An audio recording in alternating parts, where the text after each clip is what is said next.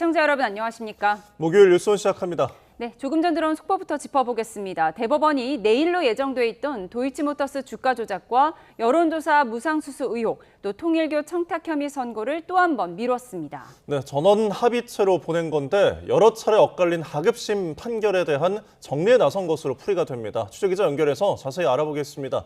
이준엽 기자. 네, 대법원입니다. 네, 내일 김건희 씨의 선고가 연기됐다고요? 네, 대법원은 내일 오후 2시 선고 예정이었던 자본시장법과 정치자금법 위반, 특정범죄가중법상 알선수재 혐의 사건 선고 기일을 변경했다고 밝혔습니다. 기일은 추정, 즉 추후 지정하기로 했습니다. 대법원은 전원 합의체 회부를 위해서라고 설명했는데요. 법원 전원 합의체는 기존 대법원 판례를 뒤집을 때나 소부 대법관들의 의견이 갈릴 때, 위헌 판단 등 법률 해석의 중대성이 있을 때, 혹은 사회적 파급력이 매우 큰 사건일 때 보내집니다.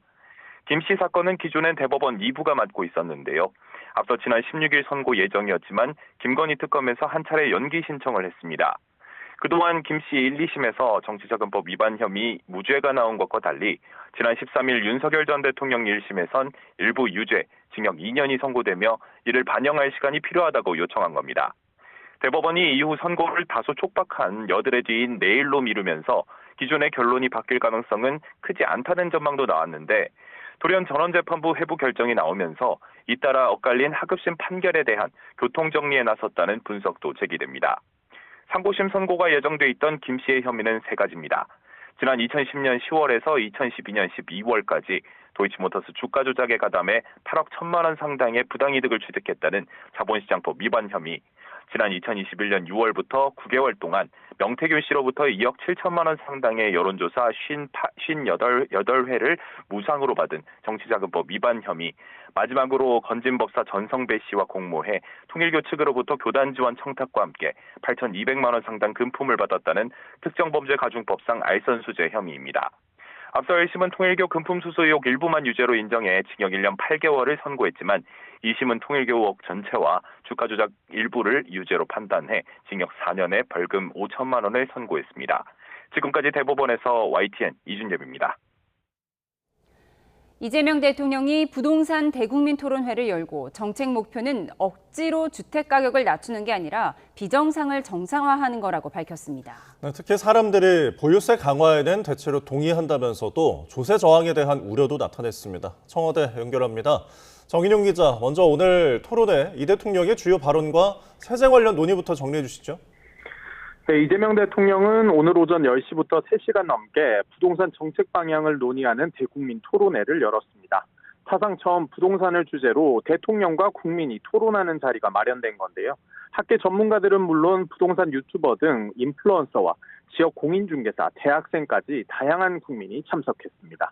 이 대통령은 우선 부동산 정책의 목표를 분명히 해야 한다는 참석자 언급에 억지로 주택 가격을 낮추자는 건 아니라고 밝혔습니다. 대신 비정상적인 수요 공급에 의해 가격이 잘못 형성되는 걸 막고 정상화하자는 거라며 부동산 가격에 따라 상응하는 사회적 부담을 지도록 하는 게 필요하다고 설명했습니다. 토론회에선 부동산 세제와 관련해 똘똘한 한채 현상을 막기 위해 거주 여부에 관계없이 종합부동산세를 강화하고 양도세도 근로소득세와 형평성이 맞게 고쳐야 한다는 의견이 나왔습니다. 이 대통령은 보유세를 강화해야 한다는 데에 사람들이 대체로 동의한다면서도 어느 정도로 어떤 차등을 두고 강화할지가 중요하다고 답했습니다. 다만 선진국 수준이면 현재의 3배는 올려야 하는데 그런 폭동 비슷한 상황이 벌어질 거라며 결국 타협은 해야 하고 정치적 손해를 보더라도 대비는 할 거라고 역설했습니다. 네, 주택 공급이나 대출 규제 같은 금융 분야에서는 또 어떤 의견이 나왔습니까?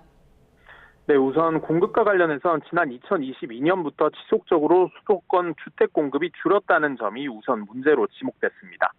이 대통령은 3기 신도시를 포함해 기존의 공급을 약속한 지역의 착공이 지연되는 건 심각한 문제라고 짚었습니다. 60몇 개월이 걸린다고 한다며 절반 이하로 기간을 줄이기 위해 내부에서 검토하고 있다고 공개했습니다.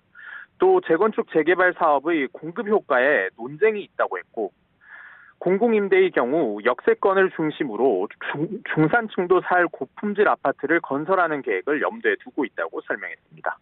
금융과 관련해선 대출 규제 문제가 집중적으로 거론됐는데요. 주택 가격에 따라 정액으로 대출 한도를 정해놓는 정책에 반대하며 신혼부부와 청년은 배려해달라는 요청이 있었습니다. 이 대통령은 또 기존 아파트 분양 계약자가 가계대출 총량 규제로 잔금 대출에 차질이 생기는 사례들이 소개되자 대책 마련을 지시했습니다. 아울러 정책 당국자들이 참석자들의 의견을 토대로 상황에 따라 핀셋형으로 제도를 마련할 필요가 있다고 주문했습니다. 지금까지 청와대에서 전해드렸습니다. 국민 참정권 침해 진상 규명을 위한 검경 합동수사본부가 중앙선거관리위원회가 투표율을 허위로 입력한 정황을 포착해 수사에 나섰습니다. 네, 투표용지 부족 사태로 시작됐던 수사는 선관위의 투표율 통계 조작 사건으로 번지는 모양새입니다. 안동준 기자의 보도입니다. 검경 합동수사본부가 중앙선거관리위원회와 경기도 선관위 관계자들에 대한 압수수색에 나섰습니다. 이들이 이번 6.3 지방선거 당시 투표율을 허위로 입력한 정황을 포착했기 때문입니다. 압수수색 영장에는 공전자 기록 위작과 공무집행 방해 혐의가 적시됐습니다. 지난 6.3 지방선거 당시 시간대별 투표율 집계에 오류가 발생했는데 이를 해결하기 위해 전산상 수치를 임의로 조정했다는 겁니다. 사실상 투표율이 조작된 셈인데 선관위의 선거통계 시스템 조작 정황이 드러난 건 이번이 처음입니다. 만약 오입력 등을 이유로 투표율 집계 수정이 필요한 경우 보고를 통해 승인을 받아야 하지만 합수보는 이들이 이런 절차를 거치지 않고 임의로 투표율을 조작했다고 보고 있습니다. 합수보는 압수수색을 통해 투표율을 임의로 조정한 것이 실무자 개인의 판단인지 혹은 조직적으로 이뤄진 건지 확인할 방침입니다. 투표율 조작의 고의성이 확인된다면 이번 지방선거뿐만 아니라 과거 선거로도 수사가 확대될 가능성도 있습니다. YTN 안동준입니다. 명태균 여론조사 의혹으로 벌금 1,000만 원을 선고받은 오세훈 서울시장이 1심 판결에 불복해 항소했습니다. 오 시장 측은 선고 당일인 어제 정치자금법 위반 혐의 1심 사건을 심리한 서울중앙지법 형사합의 22부에 항소장을 제출했습니다. 특검법에 따라 2심과 3심은 각각 전심 판결 선고일로부터 3개월 이내에 선고가 이뤄져야 해서 항소심은 오는 10월 말 안에 결론이 나야 하고 대법원까지 간다면 늦어도 내년 1월 말에는 확정 판결이 나올 것으로 전망됩니다. 1심 재판부는 오 시장이 명 씨에게 5건의 여론조사를 의뢰하고 그 비용을 자신의 후원자인 김한정 씨에게 대납하게 했다고 보고 벌금 1,000만 원과 추징금 2,100만 원을 선고했습니다. 1심형이 확정되면 6.3 지방선거로 5선을 수성한 오 시장은 서울시장직을 잃게 됩니다. 오세훈 서울시장이 여론조사 비용 대납 의혹 관련 1심에서 시장직 상실형을 선고받자 정치권 반응은 첨예하게 엇갈리고 있습니다. 네, 민주당은 오늘 컷오프 결과를 발표하고 본선에 오를 당대표 후보 3명을 가리는데요. 국회 연결해서 자세히 알아보겠습니다. 황보혜경 기자. 네, 국회입니다. 네, 어제 오세훈 시장 1심 선고를 두고 국민의힘은 뒤숭숭한 분위기죠. 네, 첫 5선 서울시장에 오르며 유력 대권주자로 거론되어 오세훈 시장. 취임 한 달 만에 벌금 1,000만 원, 시장직 상실형을 선고받자 국민의힘은 충격을 감추지 못하는 분위기입니다. 이대로 대법원에서 형이 확정될 경우 시장직은 물론 유력 대권주자까지 잃을 수 있기 때문입니다. 국민의힘은 논평에서 가설과 정황에 기댄 정치적 판결이라며 항소심에서 바로 잡혀야 한다고 촉구했습니다. 6년 전 오 시장과 당내 경선을 치렀던 나경원 의원도 사법부와 특검이 정권 입맛대로 칼을 휘두르는 청부업자로 전락했다며 지금 재판받아야 할 사람은 이재명 대통령과 민주당 인사들이라고 날을 세웠습니다.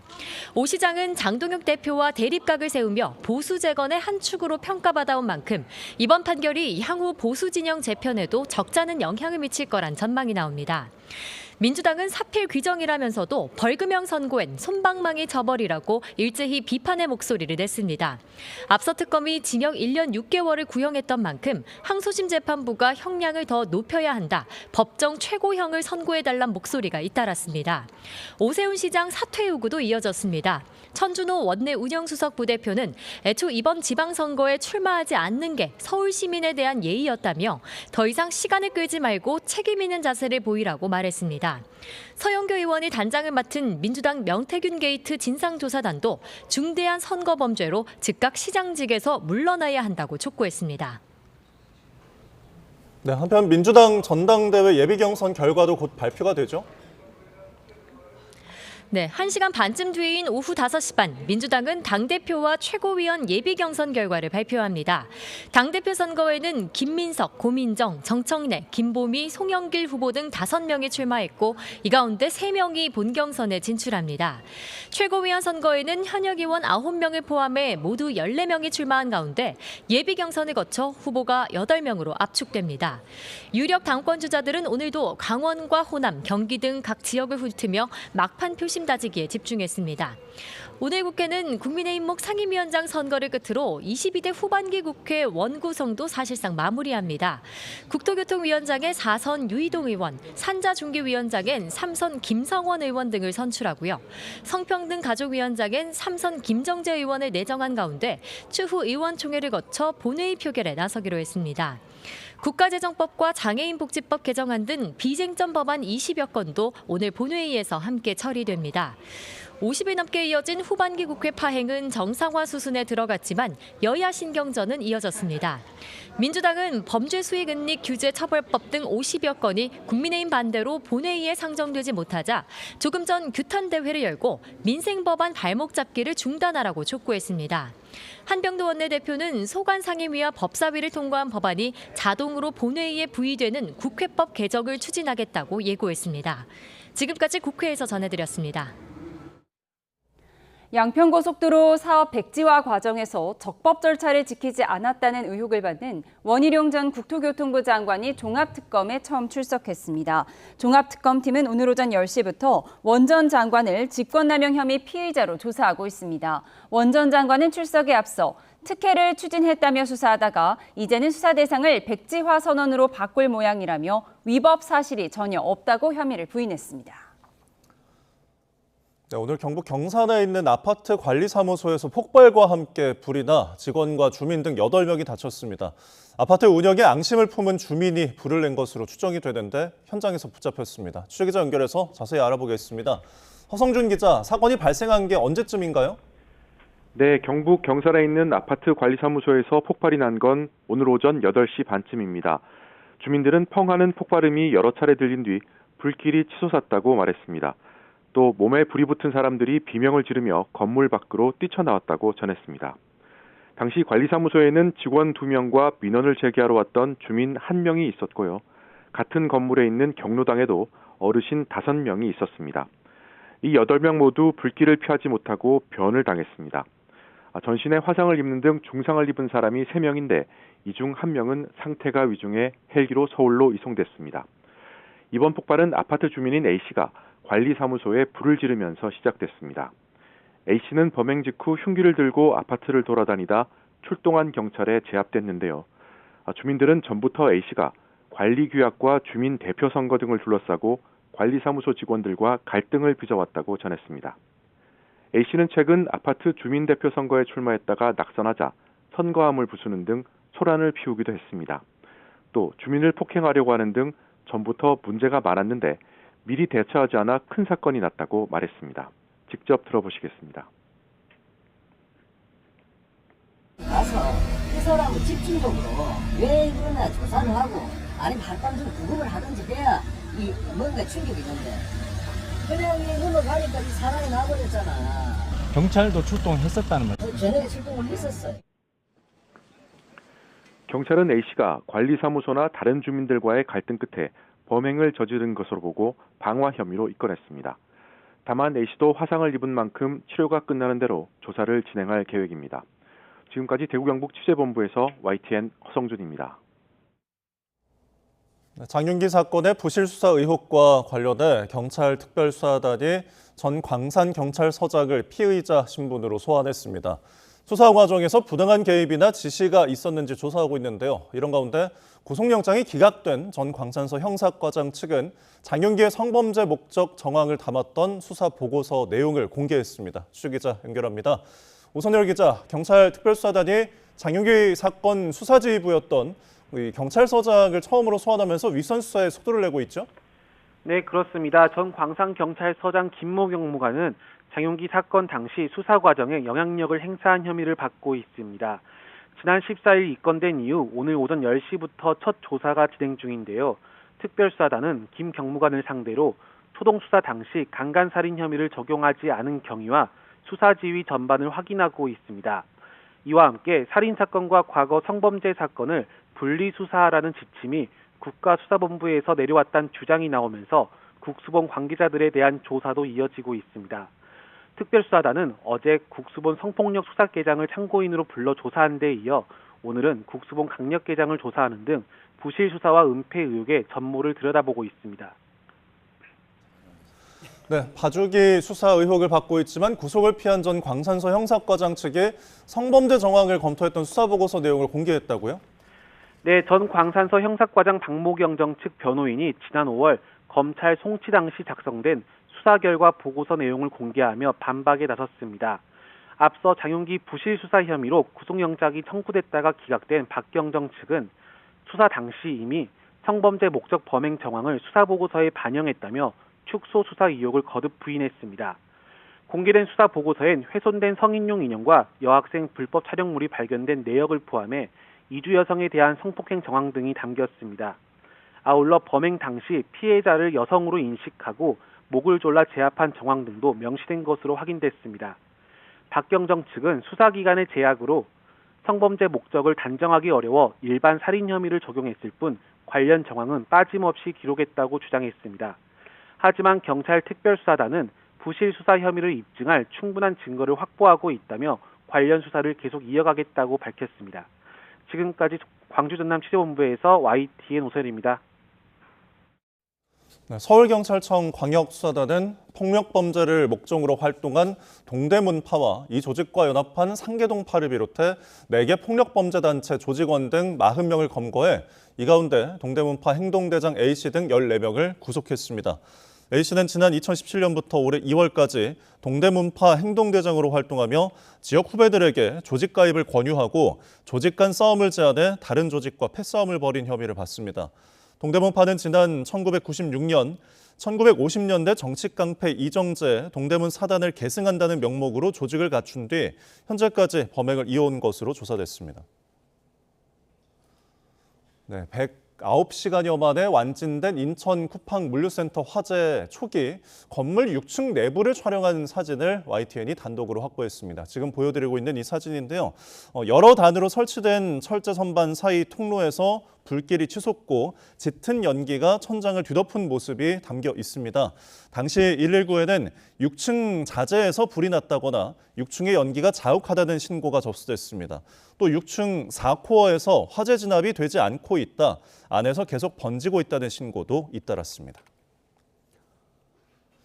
북한 환강댐 방류와 경기 북부 지역의 폭우가 겹치면서 임진강 수위가 상승해 어민들의 피해가 큽니다. 선착장은 뻘밭이 됐고 강가에 설치해둔 통발은 떠내려갔습니다. 현장에 취재기자 나가 있는데요. 이수빈 기자. 네, 임진강입니다. 네, 이 기자 오늘 어디를 다녀왔습니까?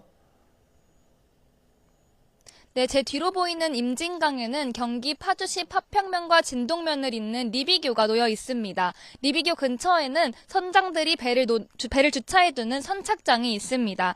선착장은 군의 허가를 받은 어민들만 출입이 가능한 곳입니다. 저희 YTN 취재진도 군의 안내를 받아 민간인 출입 통제선 안쪽으로 다녀왔습니다. 네, 출입 통제선 안쪽 상황은 어떤가요? 네, 원래 선장들은 수위가 낮은 곳에 통발을 설치해두고 조업을 합니다. 하지만 지난주부터 이곳에 폭우가 쏟아졌고 북한이 환강댐 방류를 시작하면서 강의 수위가 급격하게 높아지기 시작했습니다. 이 때문에 평소 평범한 도로였던 선착장에 물이 차올랐고 온통 뻘밭이 됐습니다. 제가 직접 걸어 다녀보니 발이 푹푹 잠기는 정도였는데 발목 높이까지 토사가 쌓여 있었습니다. 네, 수해 때문에 어민들의 피해도 크다고요?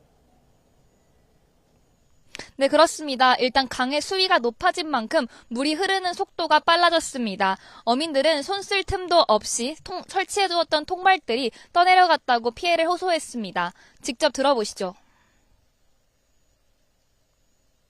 물어보고 하는 사람도 보통 7, 80개씩 다 날렸으니까.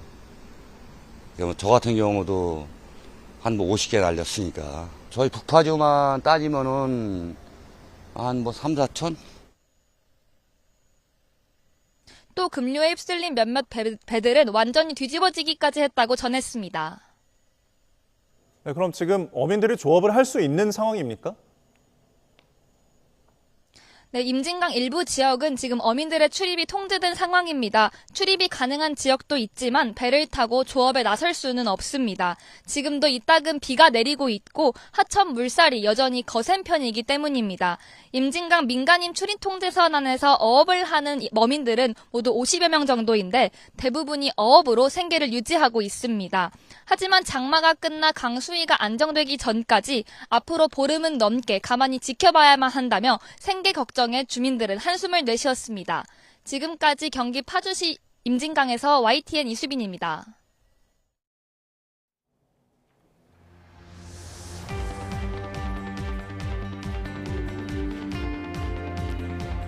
오늘 오전 열린 부동산 대토론회 예상 시간 훌쩍 넘겨서 3시간 넘게 진행되는데요. 5천여 건의 국민 제안이 모이며 그야말로 관심 폭발이었습니다. 이재명 대통령은 우리 부동산 시장의 압력이 너무 높아서 조그만 구멍만 있어도 터져버린다며 초고가 주택을 누르면 그 압력이 줄어들지 않겠나 싶다. 얼마짜리 집을 초고가로 볼지 어느 정도의 세 부담이 있어야 할지 물었는데요. 10억짜리라는 답변도 나왔는데 대통령은 15억 원 정도 집에 중과세를 한다면 엄청난 조세 저항이 벌어질 수 있다며 되게 어렵다고 말했습니다. 국민의힘은 국민의 절규를 외면한 채 이미 답을 정해놓고 명분만 쌓으려 한 답정너 쇼에 불과했다고 깎아내렸는데요. 오늘 토론의 주요 장면 먼저 보고 오시죠.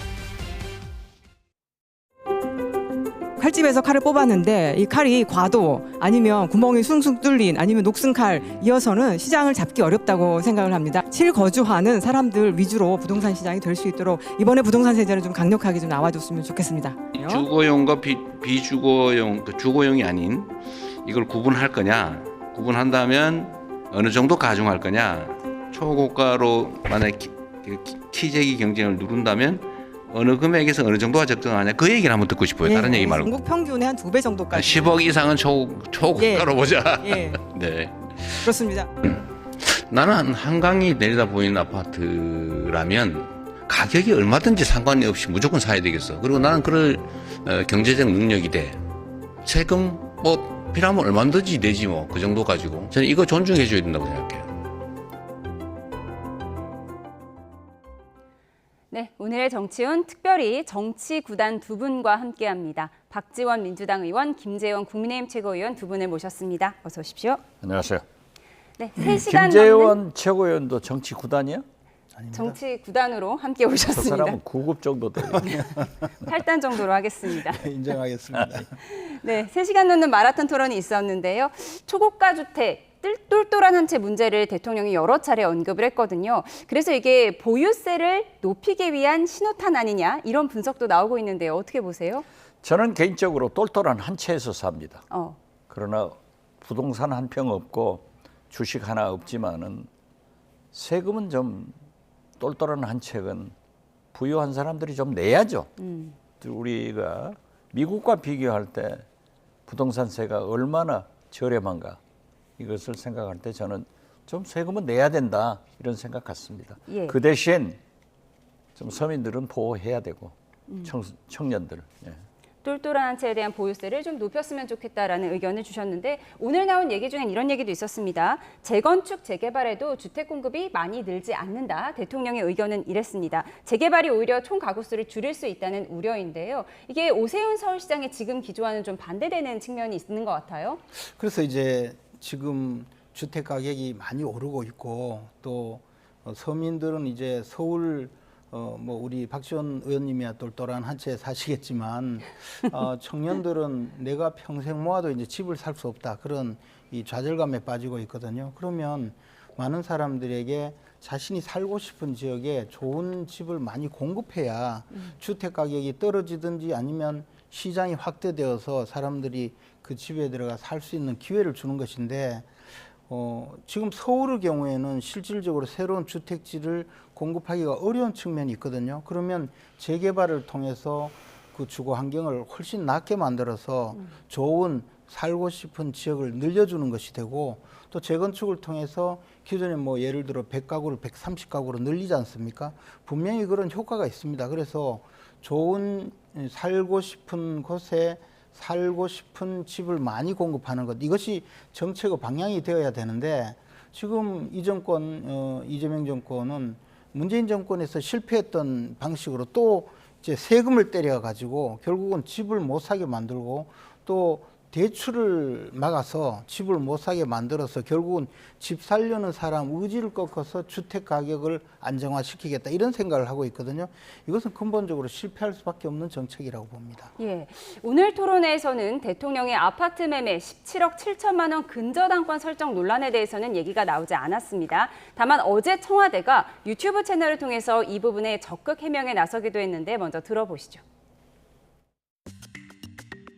대통령께서 그래 그러면 당신이 집 팔고 돈 준다고 하니 내가 그럼 그거 믿고 해줄게 근저당을 설정하신 겁니다. 그러니까 매수자를 고려한 대통령의 어떤 매매 어떤 행위라고 보시면 이자를 받지 않기로 한 것으로 확인이 됐습니다. 네, 이 부분도 일단 대통령이 뭐 배려를 한 걸로 보입니다. 물론 뭐 이자를 왜 안 받냐 뭐 이런 얘기가 나올 수 있지만 이게 뭐 1년 2년이 아니라 이제 3, 4개월 차이잖아요.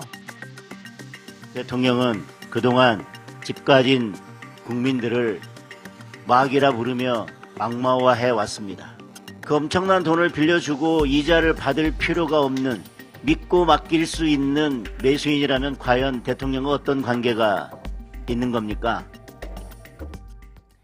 네, 이재명 대통령의 분당 아파트 매도 과정에서 17억 7천여만 원의 근저당을 설정한 것과 관련해서 공방이 아직 거센데요. 이게 사실 매수자에게 일시적으로 돈을 빌려준 거다 보니까 그럼 이자를 받아야 되는 것 아니냐 이런 얘기도 있었어요. 근데 청와대에서 이자를 받지 않기로 했다 이렇게 좀 명확히 했습니다. 저도 똑같은 위치에 있는데요. 지금 근저당권을 설정해서. 근저당이 아니라 예. 이재명 대통령이 판 그 아파트가 재개발된단 말이에요. 예. 그럼 몇십억 올라가요. 이 이익을 포기하고 이재명 대통령이 근저당은 불법은 아니에요. 그렇죠. 다반사지. 그런데 저렇게 근저당을 설정하고 집을 판 것은 저는 바보 같아요. 저는 안 팔아요. 물론 대통령이 아니니까 안 팔겠죠. 그렇지만은 어떻게 됐든 그만큼 부동산을 잘 소유자가 살게끔 하는 그 정책 아니에요? 그래서 저는 흠잡을 데가 없다고 생각해요. 예. 그 흠잡을 데가 없다고 말하는 저는 또 국민의힘 사람들은 얼마나 부패한 사람들이에요. 집을 몇 채씩 가지고 있잖아요. 전수조사 해보세요. 그쪽이 어떤가? 저는 그렇게 생각해서 저는 이익을 포기하고 주택정책에 호응해서 근저당이라도 잡히고 팔아버린 이재명 대통령은 그래도 잘했다 그렇게 생각합니다. 예, 그런데 이제 근저당 17억 7천만 원이 일시적으로 빌려준 것이고 그렇다면 이자를 받아야 한다. 이자를 안 받는다면 증여세를 물려야 하는 것 아니냐. 국민의힘에선 이 점을 좀 비판하더라고요. 사실 뭐 증여세를 물리고 안 물리고는 어차피 과세 당국에서 정할 일이고 그럼 왜 대통령께서 이렇게 집을 싼 가격에 내놓고 그걸 또 서둘러 팔려고 분명히 가격을 조금만 더 낮추면 그렇게 하지 않고도 집을 사갈 사람이 있을 텐데 굳이 근저당까지 설정하고 돈까지 빌려주면서 내 집을 사게 했느냐의 원인이 문제가 있죠. 왜냐하면 저 집은 금년 7월 말까지 이제 주택 재개발 고시가 되거든요. 재건축 고시가 되면 7월 달이 지나가면 7월 달이 지나가면 이걸 팔 수가 없는 지경이 됩니다. 뭐냐면 김혜경 여사와 이재명 대통령이 5대5 지분을 가지고 있는데 이게 지금 토지 거래 허가구역이지 않습니까? 그래서 보유 10년 그리고 실거주 5년이 되어야 재건축 아파트를 타인에게 매도를 해도 그 산 사람이 조합원 지위를 갖는데 지금 김혜경 여사께서는 7년 7개월밖에 안 됐어요. 네, 징여받은 지. 예, 그래서 이것을 금년 7월 달 넘기면 이게 소위 물딱지가 되어요. 이제 청와대도 인정했지 않습니까? 그러니까 그 전에 팔기 위해서 그 전에 팔아야 제값을 받고 팔 수가 있어요. 대통령께서 이 집값을 재건축되는 것까지 포함해서 프리미엄까지 얹어서 팔기 위해서 7월 말 이전에 7월 17일 날 결국은 팔기 위해서 저렇게 무리를 해서 그 근저당까지 설정한 겁니다. 이것은 매수자를 물론 매수자도 그렇게 해서 이익이 되니까 샀겠죠. 그러나 이 문제는 결국 대통령께서 재건축 프리미엄도 절대로 놓치지 않으려는 그런 그 개인적인 이해관계와 그러나 일반 주민들에게 일반 시민들에게는 대출을 그냥 꽉 틀어막아서 대출도 못 받게 해놓고 본인은 이런 편법을 통해서 자신의 경제적 이익을 다 추구한 그런 아주 잘못된 그런 제도를 이용한 것이다. 그런 것이죠. 그래서 국민들은 대출도 못 받게 하고 자기는 저런 식으로 집값 다 받고 파는 거 그 자체가 좀 부도덕한 거 아닌가. 저는 이렇게 비판하고 그런 있습니다. 구멍이 있다 하면은 이재명 대통령이 구태여 팔 필요가 없어요. 저런 구실을 잡아가지고 안 팔면은요. 수십억의 이득을 기대한다니까요. 그 이익을 포기한 것은 그만큼 부동산 정책에 대해서 앞장선 모습을 보이겠다 한 거예요. 그리고 사실 그러한 거래는 장사미사들에게 많아요. 예. 다반사예요. 그렇기 때문에 꼭 그것을 저렇게 트집 잡을 필요는 없다. 저는 그렇게 봐요. 예. 그러면 그쪽 사람들 좀 다주택자들 그렇게라도 좀 팔아보라고 그랬어요. 아니, 말씀하신 것처럼 이런 사례가 지금 나오고 있습니다. 저기 보면 집주인 대출 6억 이게 좀 비슷한 사례로 이렇게 집을 내놓는 사례가 나오고 있는데요. 저런 사례가 한 1%에서 2% 미만이라고 합니다. 그건 뭐 특수한 사정이 있겠죠. 그러나 지금 상황에서 그것을 논할 때가 아니고 저것은 단순한 거래인데 이것은 물딱지가 되어서 그 현금 청산되는 것을 방지하기 위해서 그리고 대통령께서는 1가구 1주택자라고 하더라도 고가주택에 대해서는 엄히 지금 세금을 때리기 위해서 그럼 왜 당신 집은 안 파느냐 하는 공격에 시달리니까 그것을 모면하기 위해서 집을 판다고 해놓고 절차적으로 들어가니까 이런 문제가 나타난 겁니다. 그래서 돈 손해보기는 싫고 내 집은 제값 받고 팔아야 되겠고 그리고 현재 제도는 벗어나야 되겠고 하니까 이렇게 한 거지 지금 일반적인 거래 관행을 저렇게 동일시해서 이야기하는 것은 잘못이라는 거죠. 예, 요즘 뭐 셀러 파이낸싱이다 이런 말도 나오고 있는 부분도 두 분과 좀 짚어봤습니다.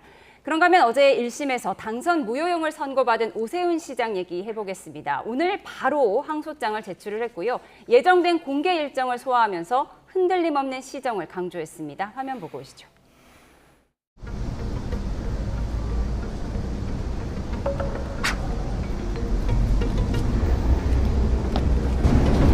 필요한 말씀은 아까 다 드렸는데 또 뭐가 이렇게 궁금하신가요? 정치적인 선고나 이런 식으로 하시는 건가요? 그런 멘트가 필요하세요? 그런 건 아니고요.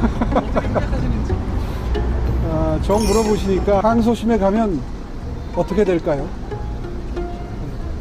저는 그게 기대가 됩니다. 단지 야당 정치인들을 향한 정치 보복을 넘어선 헌정유린입니다. 이재명 대통령 측근들과 또 민주당 인사들의 무거운 범죄 혐의는 느림보 군뱅이 수사 침대 재판 아닙니까? 전재수 군품 수수 사건 어땠습니까? 김병기 강선우 의원 공천 뇌물 사건, 장경태 의원 성범죄 사건 어떻게 되고 있습니까? 여의도에 불치병이 있어요. 난가병이라고. 그래서 지금부터 이제 난가하는 사람들이 여야 곳곳에서 다. 이번 민주당 당대표 선거에서 떨어진 대표 후보가 서울시장 나올 수도 있어. 보궐선거가 됐든 다음 선거가 됐든 기회가 되면 다시 한번 도전하겠다라고 말씀을 드렸어요. 지방선거에서 극적 승리를 거두며 단숨에 유력 대선 후보로 부상한 오세훈 시장. 이번 유죄 판결로 운신의 폭이 좁아졌다는 분석도 나오는데 박지원 의원님께서 이런 얘기를 했죠. 장동혁 대표의 재선거의 꿈이 오세훈 시장 선고를 통해 이루어졌다. 이런 말씀도 하셨더라고요. 그래요. 꿈은 이루어지더라고요. 그래서 장동혁 대표가 재선거를 입만 벌리면 주장하는데 아직 그 1심입니다만. 꿈이 오세훈 시장한테 이루어지는 것은 당연히 하고 저는 그래요. 오세훈 시장이 대한민국 수도 서울 1000만 시민의 수장으로서 아무리 1심이지만 그 판결문을 보면은 구체적으로 적시를 하고 있어요. 그러한 것에 책임과 부끄러움을 가져야지 오늘 당장에 항소하고 시장 업무를 계속한다? 저렇게 태연자약하게 얘기하지만은 속은 썩겠죠. 그렇지만 어떻게 됐든 저는 어제 법사에서 법원행정처장을 향해서도 주문을 했습니다마는 아무리 선거법은 633 이제 항소심 3개월, 대법원 3개월, 6개월 남았다 하더라도 범법자가 대한민국 수도 서울 1000만 시민의 수장이 되게 하는 것은 옳지 않다. 그렇기 때문에 6개월 내로 끝내야 된다라고 주장했지만 저는 다시 범법자 오세훈 시장은 책임을 느낀다고 하면은 당장에 항소 포기하고 1심을 받아들여서 한강버스를 한번 탔으면 좋겠다 이런 생각합니다. 네, 하지만 오늘 곧장 항소를 해서요. 글쎄 네, 말이에요. 아직 확정이 되려면 철면피죠 뭐. 대법원까지 남았는데 하지만 김어준 씨 어제 선고 나기 전부터 이번 민주당 당대표 선거에 떨어진 사람들 서울시장 나가면 된다 이런 얘기를 했고요. 지난 경선에서 떨어졌던 박주민 의원도 다시 한번 도전하고 싶다 이런 얘기를 했거든요. 그래서 지금 여의도에서는 확정 판결이 나지도 않았는데 난가병이 도는 것 아니냐 이런 분석도 나와요. 글쎄 저도 오늘 아침 뭐 방송에 나가서 김치국부터 마시지 말자. 좀 기다려라. 하지만은 저렇게 선거방에 나가는 것도 잘못이지만은 범법자가 수도 서울의 수장으로서 저렇게 아무런 일이 없는 것처럼 활동하는 것은 옳지 않다. 그리고 나경원 의원 뭐라고 하지만은 자기는 어땠어요? 자기도 지금 재판 중이에요. 그리고 자기는 특검에서 내란죄로 수사를 받는데 나가지도 않잖아요. 그러면서 누구한테 큰 소리 하는 거예요? 저건 있을 수 없는 일이다. 저는 그렇게 봐요. 예.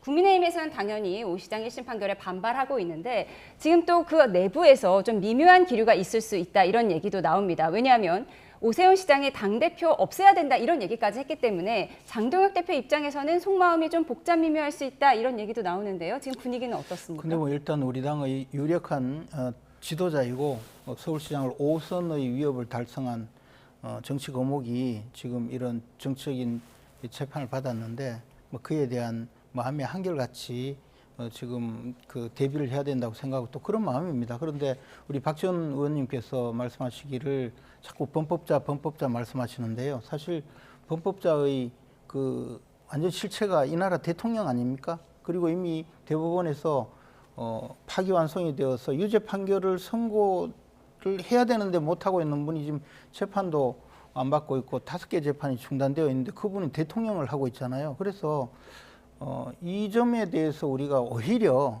뭐 이 정도의 사안으로 서울시장 재선거를 지금 논란을 벌인다면 차라리 이재명 대통령 재판도 재개해라 뭐 그런 이야기를 할 정도로 우리 당은 지금 이 점에 대해서는 단일 대우를 형성하고 있습니다. 그리고 물론 오세훈 시장께서 뭐 당 대표직을 이제 없애는 원내 정당화 당 개혁에 대해서 말씀을 하셨고 그런 내용은 사실 좀 귀담아 들을 필요가 있다고 봅니다. 그런데 그것은 이제 우리 당이 과거에도 당 개혁, 혁신 이야기가 있을 때는 항상 나오던 주제이긴 한데 그렇게 하기 위해서는 첫째 공천 제도를 완전히 바꿔야 됩니다. 미국식으로 프라이머리 제도, 오픈 프라이머리 제도 그렇게 해서 중앙당이 공천을 하지 않고 지역 우리나라 같은 지역 당원 협의회라든가 그런 곳에서 공천 제도를 제대로 운영하는 절차가 먼저 법적으로 갖춰져야 되고 지금 우리나라는 중앙당을 강력한 통제기구로 만들어서 국고 지원까지 하고 있는데 이런 정당법도 전부 바꿔야 되고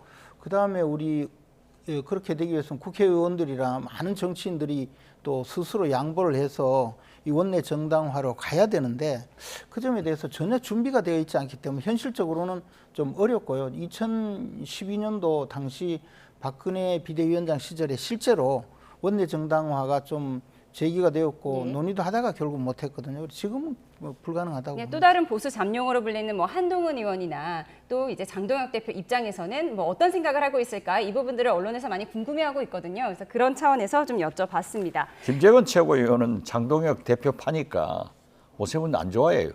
한동훈도 안 좋아해. 그렇기 때문에 어떤 의미에서 보면은 좀 고소한 점도 있을 거예요. 저는 오세훈을 좋아합니다. 어떤 경우에도 그러한 범법자가 사실 아니에요? 그리고 이재명 대통령은 헌법에 의거해서 현직 대통령은 중지되는 거예요. 이것을 법조인인 우리 김재현 최고위원이 잘 알고 계시는데 얘기를 하는 것은 좀 이상해요. 네, 이런 가운데 조금 전 들어온 속보에 의하면 명태균 여론조사 관련해서 1, 2심에서 무죄를 선고받았던 김건희 씨 대법원 판결이 사실 내일 예정돼 있었는데 이걸 갑자기 연기한다고 대법원에서 밝혔거든요. 이 부분이 이 오세훈 시장 재판에는 어떤 영향을 줄지 이 부분도 좀 궁금합니다. 사실은 김건희 여사가 무죄 판결을 받아서 대법원까지 갔는데 대법원에서 확정이 되면 아무래도 그 재판 결과 이 명태균 씨의 진술에 대한 신빙성을 거론하는 데 상당히 좀 그 논란이 될 것이라고 생각을 합니다. 그런데 대법원에서는 이것을 다시 확실하게 이게 지금 어떤 재판은 유죄, 어떤 재판은 무죄니까 뭐 그런 경우에 이 명태균의 진술을 인정할 것이냐 인정하지 않을 것이냐를 법원마다 판결이 다르고 예. 1심, 2심이 다르니까 대법원에서도 전원 합의체 판결로서 완전히 정리를 해주자는 예. 결론으로 간 것 같습니다. 그러니까 저는 이게 뭐 어떤 지금 사안으로 간다는 것보다는 이것이 이제 대법원에서 어차피 윤석열 대통령 재판 또 오세훈 시장 재판도 대법원에 올 테니까 차제에 그 점을 미리 명확하게 해두고자 하는 판결이라고 생각합니다. 2차 특검에서 윤석열의 선거법 문제 유죄 판결을 보고 대법원 선거 연기를 한 달간 요구했어요. 그런데 대법원에서 일리 있다고 8일간 연기를 해줬는데 좀 더 검토하려고 하겠죠. 예. 어떻게 됐든 저는 1심에서 2심에서 김건희가 무죄된 것은 잘못이고 윤석열 또 오세훈 같은 사건으로 유죄 판결을 받았다고 하면은 유죄 판결을 받을 거예요. 그렇지만 이게 딱 선거법 위반으로 확정이 되면은 국민의힘에서는 국고 보조받은 400억을 내놔야 돼요. 굉장히 초미의 관심사가 될 거예요. 예. 명태균 씨 여론조사 관련해서 김건희 씨는 1, 2심에서 무죄를 선고받았고 원래 내일 대법원 판결이 예정돼 있었는데 이게 연기가 됐습니다. 이 부분이 오세훈 시장 재판엔 또 어떤 영향을 줄지 앞으로 지켜보도록 하겠습니다. 저희는 민주당 주제로 넘어가 보도록 하겠습니다. 전당대회에 등판한 신천지 개입설로 민주당 내 갈등이 폭발하는 모습입니다. 지난 2019년 정청래 전 대표가 참석했던 노벨 평화의 명명식의 주최자가 신천지 위장단체 논란을 받는 인사라는 일부 유튜버의 공격이 있다고 하는데요. 그 내용에 대해서 좀 보겠습니다. 바로 이 화면입니다. 하지만 정청래 후보 측에서는 김대중 전 대통령을 기리고 당시 마포구청장도 참석한 지역 행사였다며 신천지 연계설을 강하게 반박했습니다. 신천지가 대표님과 관련이 있다라고 하시는 분들이 상당히 많습니다. 신천지와 아무 관계가 없습니다. 당원들이 다 들고 일어나야 될 문제예요. 난 정청래 의원을 지지하는데 내가 그럼 신천지 신도란 말이냐? JMS 정명석 씨가 저의 작은아버지라는 거예요. 주민등록 등본 떼어보면 될 거 아니에요. 아주 악의적인 가짜뉴스 허위 조작 정보이기 때문에 강력한 응징, 강력한 처벌을 할 생각입니다. 특정 후보와 연결시키는 것에 대해서까지 제가 책임질 필요는 없을 것 같습니다. 제게 맡겨주십시오.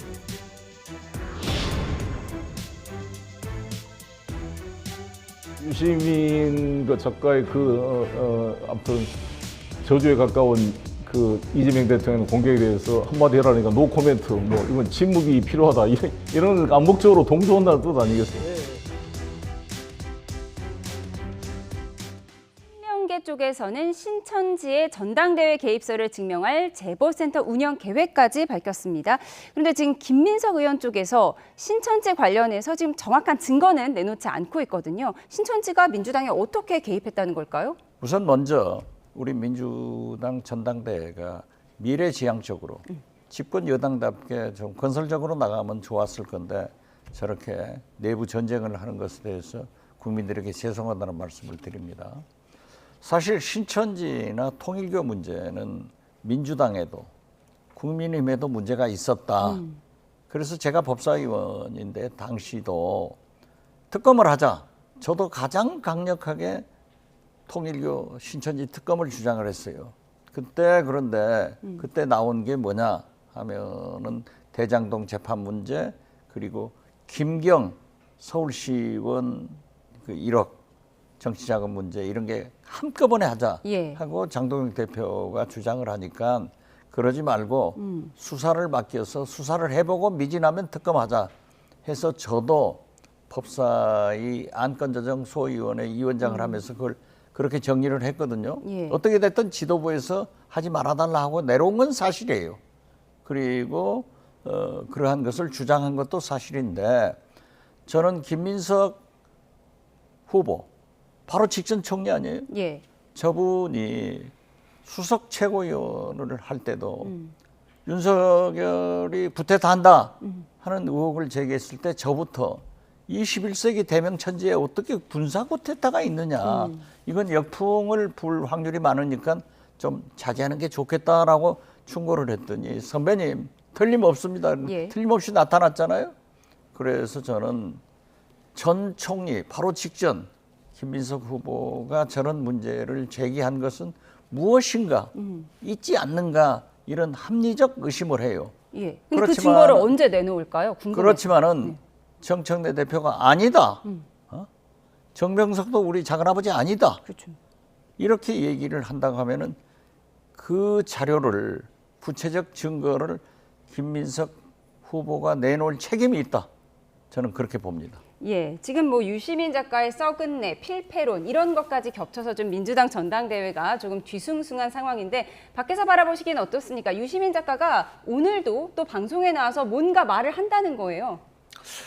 그 민주당 전당대회가 정말 썩은 내가 나고 있습니다. 그리고 분명히 통일교에서 우리 당의 뭐 대선 또 전당대회에 개입했다. 그렇게 해서 그 수사본부에서 와서 우리 당의 500만 당원 명부를 압수하겠다고 해서 밤샘 농성도 하고 했었는데 결국은 전부 자료를 들고 갔거든요.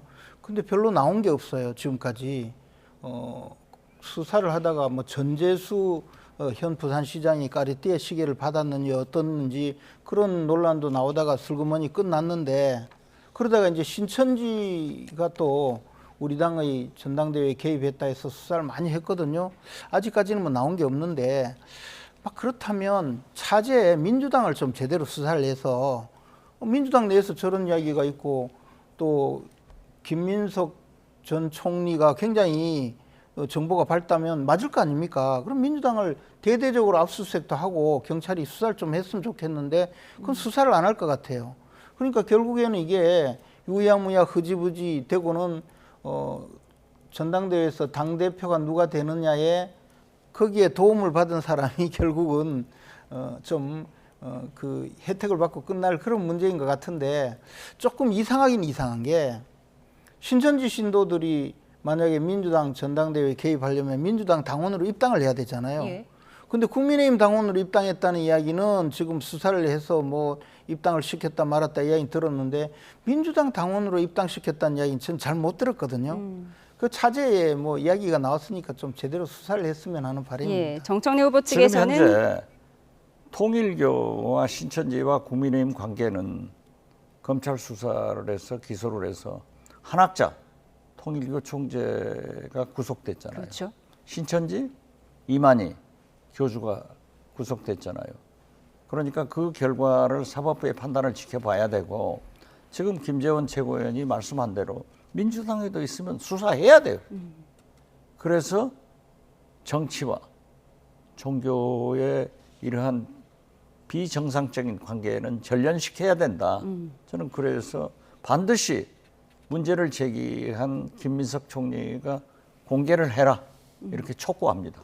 네, 김민석 전 총리가 근거를 제시하지 못하면 후보직 그렇죠. 사퇴해라. 정청래 대표 측에서는 전 대표 측에서는 이렇게 얘기하고 있습니다. 끝으로 국민의힘 이야기 짧게 해볼 텐데요. 국민의힘 중앙윤리위원회가 어제 굉장히 극비리에 열렸다고 하더라고요. 그리고 조금 전 보도에 의하면 윤리위원 한 명이 실명이 거론되는 게 부담스러워서 사퇴했다는 얘기도 들리고요. 거기서 반복적, 조직적, 지속적으로 당대표를 비난하는 것은 징계 대상이 될 수 있다 이런 얘기가 나왔다고 하던데요. 이 반복적, 지속적으로 당대표를 공격할 수 없다면 그럼 당대표를 비난했다가 안 했다가 스탠스를 바꿔야 하는 것이냐 이런 비난도 나와요.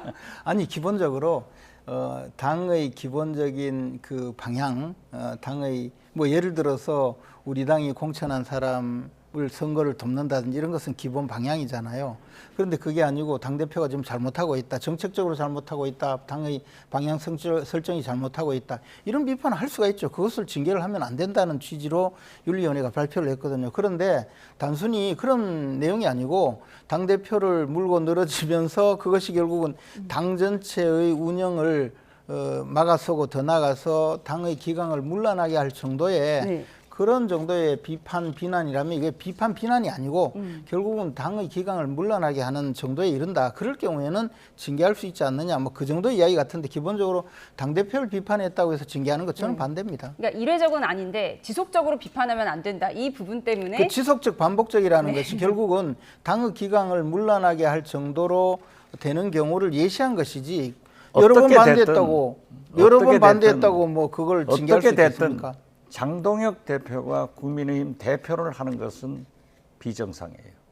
그러니까 장동혁 대표는 물러나야 돼요. 그런데 본인이 죽어도 안 물러난다고 하면은 우리 김재원 최고위원하고 신동욱 최고위원이 사퇴하면 무너지는 거예요. 그 길을 택하세요. 그래야 미래가 있어요.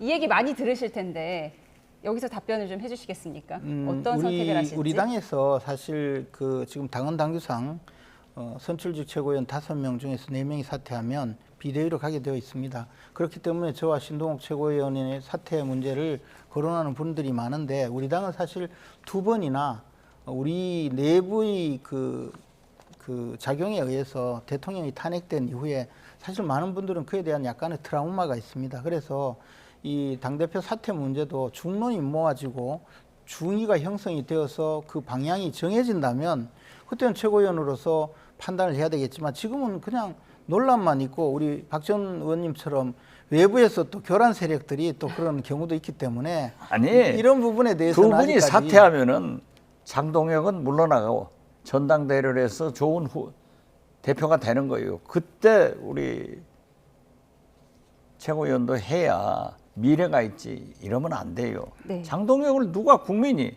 당원이 인정 안 하잖아요.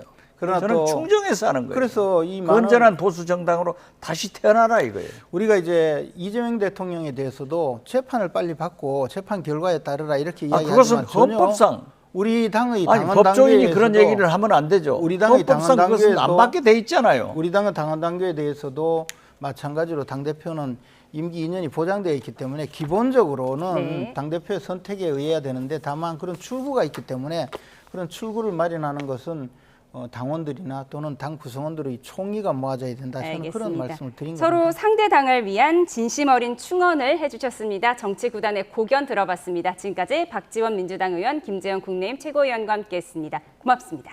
네, 감사합니다.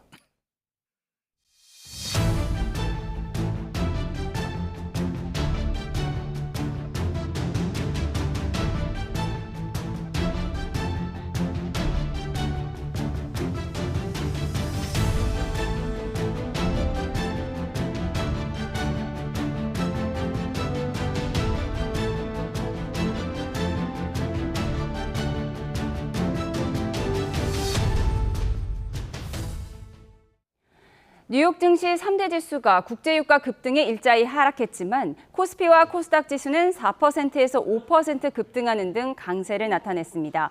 코스피는 5일 만에 종가 기준 7,000선에 복귀했고 코스닥 시장에서는 장 마감 직전에 매수 사이드카가 발동됐습니다. 취재기자 연결해 좀 더 자세히 알아보겠습니다. 유한홍 기자, 코스피가 4일 연속 상승해서 7,000선에 안착했는데 오늘 상황 정리해 주시죠. 네, 코스피가 2.4% 오른 6,900선에서 출발해 4.4% 오른 7,096.89로 마감했습니다. 사흘째 상승세였는데 외국인이 나흘 연속 순매수를 하면서 코스피가 5일 만에 종가 기준 7,000선에 올랐습니다. 최근 나흘 연속 외국인 순매수 규모는 5조 6천억 원에 육박합니다. 삼성전자와 SK하이닉스가 4%에서 5%나 오르는 등 강세였고 시가총액 상위 종목도 대부분 상승했습니다. 코스닥 지수도 1.7% 오른 760선에서 출발해 5.22% 오른 790.28로 마감했습니다. 장 마감 직전 상승폭이 가팔라지면서 올해 14번째 매수 사이드카도 발동됐습니다. 코스닥 시장에선 외국인과 기관이 동반순 매수로 지수 상승을 이끌었습니다. 뉴욕 증시 3대 지수는 중동 위기와 국제유가 상승으로 인해 일제히 하락했지만 우리 증시는 급등 양상을 띄었습니다. 뉴욕 증시 종료 후 발표된 구글 모회사 알파벳의 2분기 실적 호조와 연간 투자 계획 발표로 AI 기대감에 투자 심리가 회복됐습니다. 또 한국은행이 오전에 발표한 올해 2분기 경제 성장률이 0.6%로 예상을 뛰어넘은 점도 증시의 호재로 작용했습니다. 정부는 연간 경제 성장률 3% 달성 가능성이 커졌고 1인당 국민 총소득 GNI가 사상 처음 4만 달러를 넘을 가능성도 높다고 밝혔습니다. 원달러 환율도 1,470원대에서 1,460원대로 내려갔습니다. 서울 외환시장에서 원달러 환율은 1,466.8원으로 주간 거래를 마쳤습니다. 국제유가 때문에 환율 상승 압력이 커졌지만 증시에서 외국인 순매수가 계속되면서 환율이 오히려 소폭 하락했습니다. 지금까지 YTN 유환홍입니다. 구글의 모 회사 알파벳이 2분기에 1년 전보다 24%나 늘어난 매출을 올렸고 내년 자본 지출은 올해보다 상당히 늘어날 거라고 강조했습니다. 반면 테슬라는 예상보다 저조한 분기 이익을 발표했는데요. 빅테크들의 내년 자본 지출 확대 계획이 증시 상승세의 분수령이 될 전망입니다. 뉴욕에서 이승윤 특파원입니다. 2분기 실적 발표 시즌의 핵심인 구글의 모 회사 알파벳.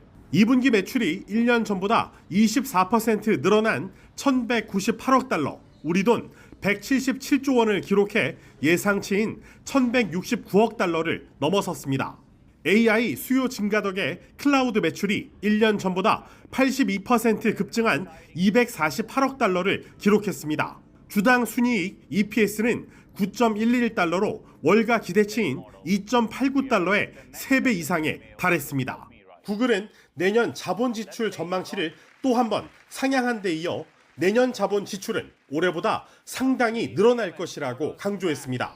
구글의 탄탄한 실적에 월가에선 안도하는 분위기입니다. Here for the past 4 or 5 months for the stock market has been strong earnings, and certainly the first quarter brought us about 26-27% earnings growth. So far in second quarter, we're seeing it about 16 to 17%. 반면 테슬라는 49% 늘어난 연구 개발 자금 투입 탓에 1년 전보다 5% 감소한 11억 1천만 달러의 순이익을 발표했습니다. 이는 EPS 기준 33센트로 예상치인 주당 53센트를 하회하는 수치입니다. IBM은 AI 투자 열기에서 소외되며 올해 연간 매출 전망을 종전 5% 이상에서 4에서 5%로 하향 조정했습니다.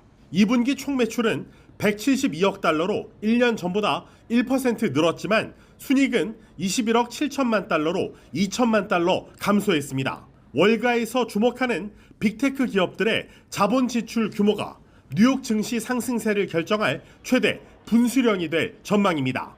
월가는 올해 AI에 7천억 달러 이상을 지출할 예정인 빅테크들이 내년에도 1조 달러 이상 투자 계획을 제시할 경우에 반도체 업종에 대한 불안 심리가 진정될 가능성이 크다고 진단했습니다.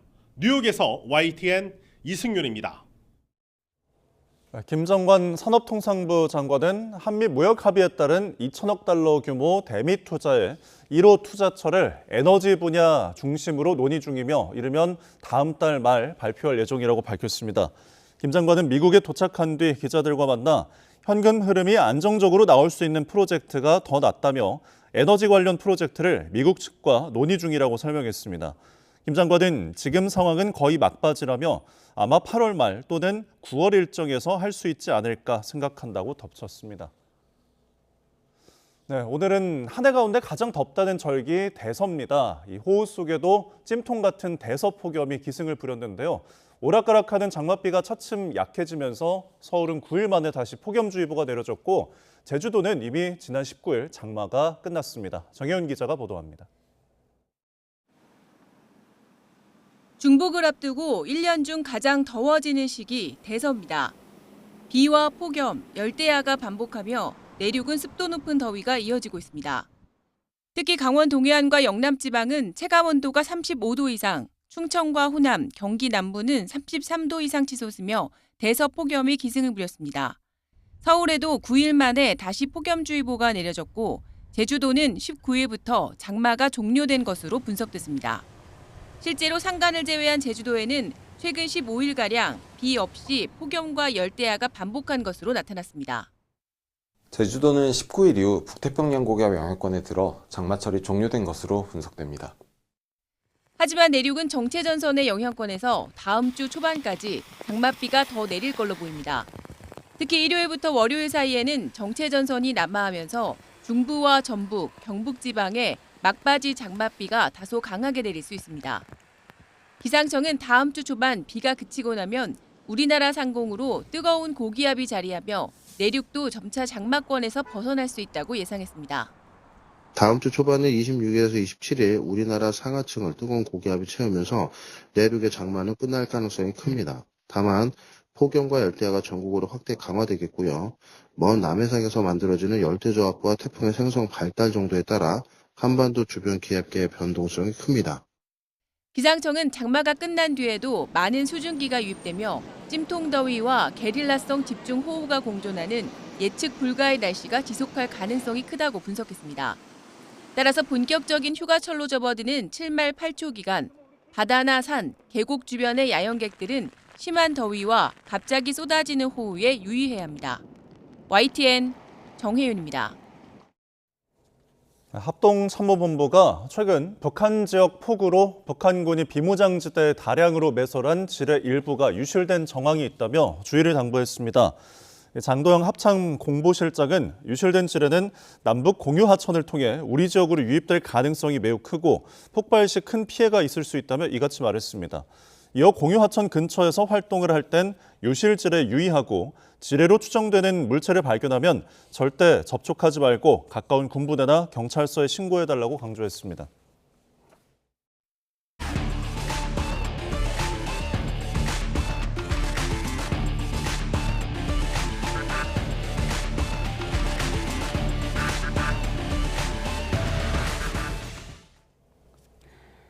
이재명 대통령이 부동산 문제를 주제로 토론회를 열고 전문가와 국민의 의견을 들었습니다. 네, 향후 정부의 부동산 정책의 방향을 가늠해 볼 수 있는 자리였는데요. 이 시간 김인만 부동산경제연구소 김인만 소장과 함께 이야기 나눠보겠습니다. 어서 오십시오. 안녕하세요. 네, 오늘 토론회 다녀오셨죠? 네. 힘겹게 발언권도 얻으셨는데 전체적인 의미를 좀 짚어주시죠. 일단 뭐 국민들의 여론을 듣겠다, 의견을 듣겠다는 방향성은 저는 굉장히 바람직하다고 생각을 하고요. 그동안 정책의 수립 과정을 보게 되면 약간 밀실, 탁상행정의 느낌이 굉장히 많았잖아요. 이런 대책이 왜 나왔을까? 이유도 잘 모르겠고 그냥 대책부터 발표가 됐는데 세제 개편을 앞두고 이제 다양한 의견을 듣겠다. 지금 또 인터넷을 통해서 뭐 대토론회, KR 하면 의견을 지금도 낼 수 있거든요. 그래서 의견을 듣는 거는 굉장히 좋은데 저도 이제 현장에서 의견도 듣고 발언도 했습니다만 인터넷에 접수된 의견을 어제 날짜 기준으로 보게 되면 대출을 좀 풀어달라는 의견들이 상당히 가장 많았고요. 90%가 규제를 풀어달라는 의견이 90%였는데 토론회 내용을 보게 되면 물론 뭐 랜덤하게 뭐 이렇게 발언권을 주긴 했습니다만 한 70%가 규제를 강화해야 된다는 의견들이 많았거든요. 그래서 인터넷 여론과 현장의 여론이 굉장히 좀 달랐다는 점은 좀 아쉬운 부분이 있고요.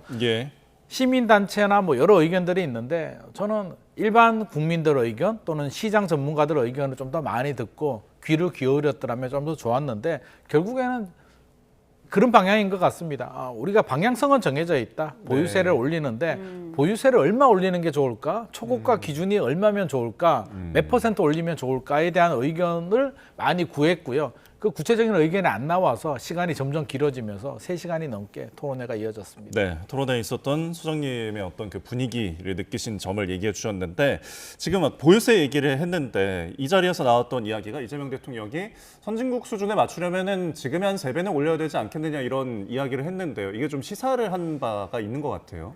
결국에는 이제 방향이 보유세 인상으로 이제 정해져 있기 때문에 세제 개편이 이제 일주일 남았거든요. 일주일 만에 갑자기 뭐 양도세를 내린다, 보유세를 내린다 이렇게 방향을 바꾸는 건 현실적으로 좀 어려워 보이고요. 어느 정도의 안이 나왔는데 디테일하게 이게 40억으로 하는 걸 30억으로 할까? 숫자 몇 개 바꾸는 거 정도가 지금의 고민거리인 것 같습니다. 그래서 뭐 3배 올려야 된다라고 했는데 그렇다고 해서 뭐 3배가 올라갈지는 모르겠고요. 그러니까 고가 이제 초고가라고 얘기를 하는데 저는 그냥 고가 주택인 것 같은데 이걸 30억으로 하느냐 아마 50억으로 할 것 같았으면 토론회 안 했겠죠. 그냥 50억 올리면 되는데 50억보다 내리고 싶으니까 아마 여론을 의식을 해서 30억으로 할지 20억으로 할지 공시가격 기준으로 할지가 좀 의견이 많았는데 제 생각에는 공시가격 20억, 시가 한 30억 정도가 넘어가게 되면 이제 세 부담이 좀 늘어나는 방향으로 가지 않을까 생각을 하고 있습니다. 뭐 초고가 주택의 기준이 뭐 시가 30억 정도가 될 것이다 이제 예상을 하셨는데 어쨌든 이제 흐름이 보유세를 올리는 쪽으로 간다면 그 부작용에 대해서 좀 우려하는 목소리를 내셨어요? 왜냐하면 우리가 2번을 경험을 했거든요. 노무현 정부, 문재인 정부를 경험했는데 물론 뭐 디테일하게 다른 부분이 있을 수도 있습니다만 대출 규제 가장 먼저 했고요. 그 다음에 그 지역 규제라고 하죠. 규제 지역을 지정을 합니다. 한꺼번에 지정하느냐, 한 개씩 지정하느냐의 차이가 있지. 조정 대상 지역, 투기 과열 지구, 뭐 토지 거래가 지정했고 남은 게 이제 양도세와 보유세인데 양도세는 이미 중과세 이제 다시 시행을 했고요. 보유세 하나 남았는데 보유세마저도 올리겠다라고 하면 문재인 정부, 노무현 정부 때와 별반 다를 게 없는데 한 번, 두 번에서 결과가 집값은 오르고 서민 주거 안정은 오히려 불안해졌는데 세 번째도 똑같이 진행하게 된다면 저는 인풋이 똑같은데 아웃풋은 똑같지 않겠냐. 그리고 지금 분위기가 초고가 주택을 이제 올리겠다는 건데 최근에 서울 집값 상승을 보게 되면 15억 이하 중저가 아파트들이 상승을 주도하고 있거든요. 서초구 주간 상승률은 뭐 0.11% 수준인데 성북구는 0.49% 이렇게 나오잖아요. 그래서 초고가를 올리는데 중저가 아파트가 안정이 된다는 그 연결고리가 납득이 안 되기 때문에 제가 그런 질문을 드린 거고요. 제일 우려되는 건 다주택자들, 비거주 1주택자도 세금 부담을 늘리겠다라고 하는데 지금 전월세가 굉장히 불안하거든요. 전세 매물도 없고 전세 가격 올라가는데 다주택자 뺨을 때리고 비거주 1주택자 뺨을 때리면 맞은 집주인들이 누구한테 또 때리겠습니까? 세입자한테 또 뺨을 2대 때리기 때문에 전월세 시장은 훨씬 더 불안해질 가능성이 높습니다. 그런데 이제 규제가 강화될 때마다 부동산에서 이제 등장하는 것은 똘똘한 한 채에 대한 집중이거든요. 근데 이 부분에 대해서도 좀 오히려 투기의 기회를 만든 측면이 있다고 심각한 문제로 보는 인식이 있었던 것 같더라고요. 오늘 토론회에서. 그런 의견들이 나오긴 했는데 뭐 저는 개인적으로는 좀 공감할 수가 없었습니다. 아니 대한민국에 살면서 뭐 다른 나라도 마찬가지인데 열심히 노력을 해서 내 평생 집 하나 마련해서 주거 안정을 하고 나중에 집값이 올라가게 되면 정당한 양도세를 내는 구조인데 다주택자도 아니고 집 하나 가졌는데 똘똘한 한 채가 문제다. 똘똘한 한 채가 왜 만들어졌냐면 문재인 정부 시절에 박근혜 정부, 문재인 정부 2018년까지는 다주택자가 늘어납니다. 왜? 세제 혜택을 많이 줬기 때문에 그게 물론 과도한 혜택일 수는 있는데 2020년 이후로 굉장히 규제를 강화하거든요. 임대사업자 제도도 폐지하고 다주택자 비중이 줄어듭니다. 줄어드는 와중에 지금 또 다주택자 규제를 하고 있으니 그러면 여러 채 가진 사람은 어떤 마음을 가질까요? 많이 가지면 내가 손해를 본다. 세금을 많이 내야 되니까 됐고 그냥 한 채 가지고 나머지 돈으로 주식도 하고 오늘 또 하이닉스 올랐다는데 주식이나 더 살까? 이런 생각을 할 수가 있는데 이 한 채마저도 비싼 집은 문제다라고 하면 전세로 가라는 얘기인지 그러면 기본적인 전제 조건이 있어요. 돈 많은 사람 아니면 집 사지 마라고 한다면 전세 월세 시장을 안정시켜줘야 나 집 필요 없으니까 전세 살 거야 라고 하는데 전세 월세가 지금 상당히 불안한 상황이기 때문에 똘똘한 한 채마저도 문제가 된다라고 지적을 하면 역설적으로 어떻게 되냐면 현금 보유 능력이 많은 분들은 아무런 문제가 없죠. 근데 현금이 부족하신 분들, 예를 들어서 20년 전에 5억에 사서 집이 초고가 주택이 된 거예요. 50억이 됐다. 그분들은 20년 전에는 회사를 다녔는데 지금은 퇴직을 하실 거잖아요.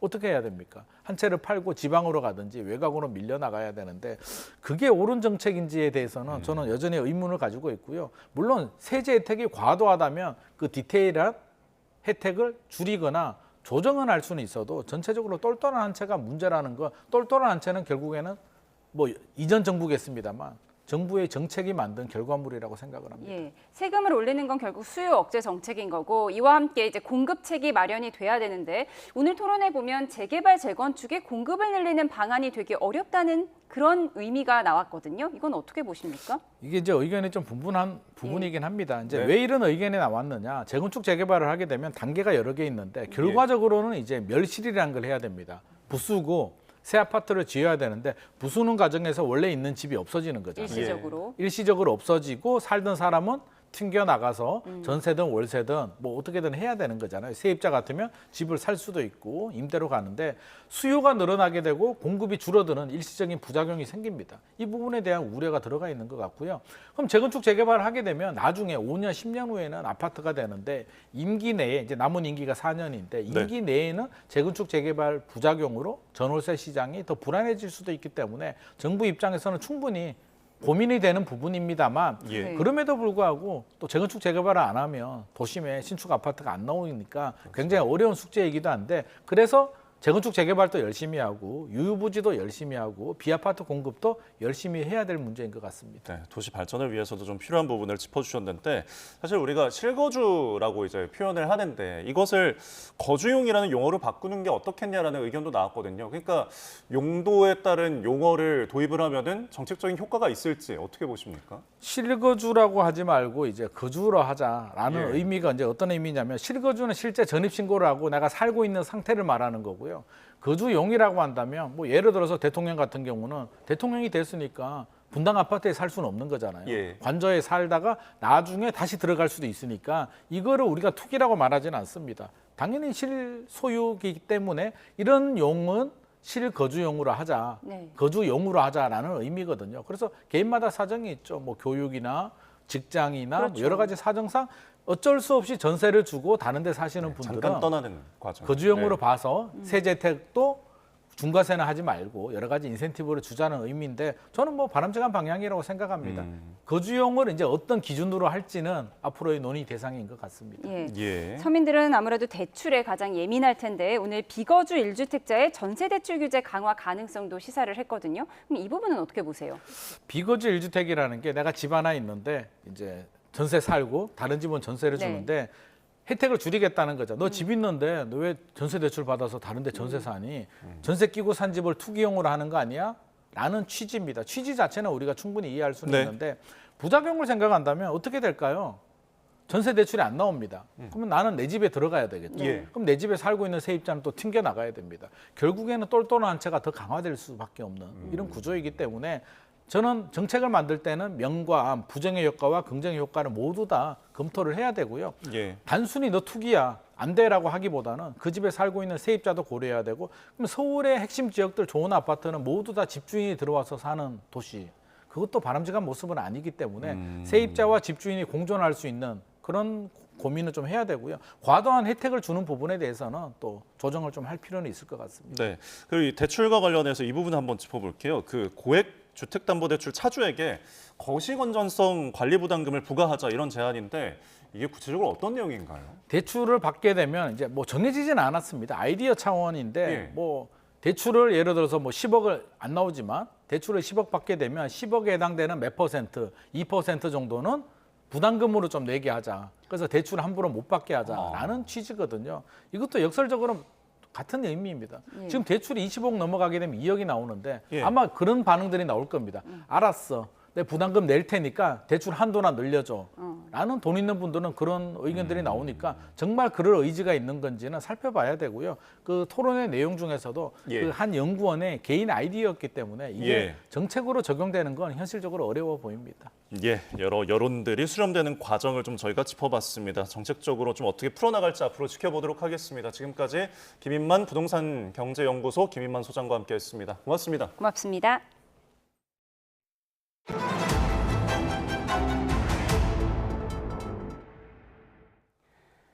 (9년) 전부터 세기의 이혼이라 불리는 이혼 소송을 이어온 최태원 SK 회장과 노서영 아트센터 나비관장, 이제 내일이면 파기환송심 선고를 받아들게 됩니다. 네, 두 사람은 천문학적인 액수의 재산 분할을 두고 치열하게 다투고 있는데요. 그간의 과정을 가기경 기자가 정리했습니다.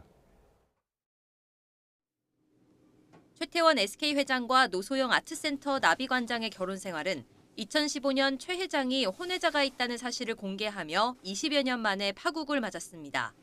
이로부터 2년이 지난 2017년 최 회장이 이혼 조정을 신청하면서 세기의 이혼 소송이 시작됐고 노 관장도 맞소송을 냈습니다.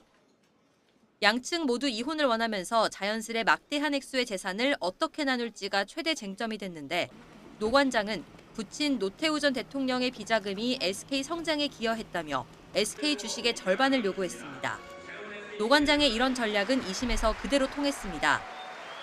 항소심은 노 전 대통령 비자금 300억 가운데 일부가 SK의 자금으로 쓰였다고 보고 이를 노 관장의 기여분으로 인정했습니다. 최 회장은 곧장 상고했습니다. SK 역사가 전부 부정당하고 부강으로 저희가 사업을 키웠다라는 판결의 내용이 존재하고 있습니다. 이는 사실이 아닙니다. 대법원은 항소심 판단을 뒤집었습니다. 최 회장이 지급해야 할 위자료 20억 원 부분은 확정했지만 비자금 300억 원은 설령 받았더라도 뇌물에 해당한다고 보고 법으로 보호해야 할 영역이 아니라며 선을 그었습니다. 두 차례 조정이 불발된 끝에 내일 파기환송심 선고가 예정돼 있습니다. 재산 분할 기준 시점을 놓고 최근 급등했던 SK 주식 가치까지 쟁점이 되는 가운데 법원의 판단에 관심이 쏠립니다. YTN 강희경입니다.